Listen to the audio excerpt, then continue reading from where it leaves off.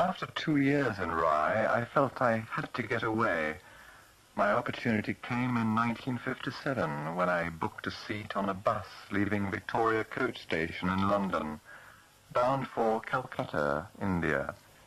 From there I found my way to Malaya, where I lingered for 8 years before arriving in Hong Kong in 1965.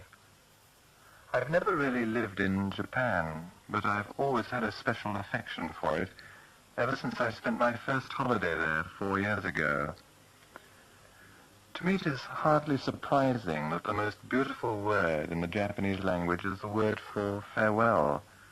But then sadness is practically a national occupation in Japan.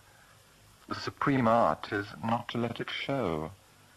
The most you are allowed is a foggy throat and a slight dampness around the eyes. I've tried to preserve the memory of a particularly grueling farewell in the little port of Shimoda, where Commodore Perry's black ships first anchored in Japanese waters, surprisingly hardly more than 100 years ago. What else could I call it but Sayonara Shimoda?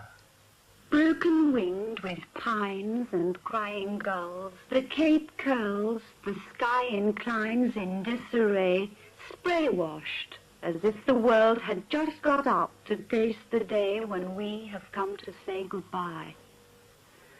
Our flight from time, encompassed in the lifespan of a night, is ending here. You'll disappear, unreal as this light, the moment I release your hand. And what would there be then? Letters penned in characters we'd never understand. Our languages and distances, minutely planned existences, will leave us apart forever. The memory of this tenderness will not survive unless we leave it here, unpackaged on this cape, for forwarding to no last known address.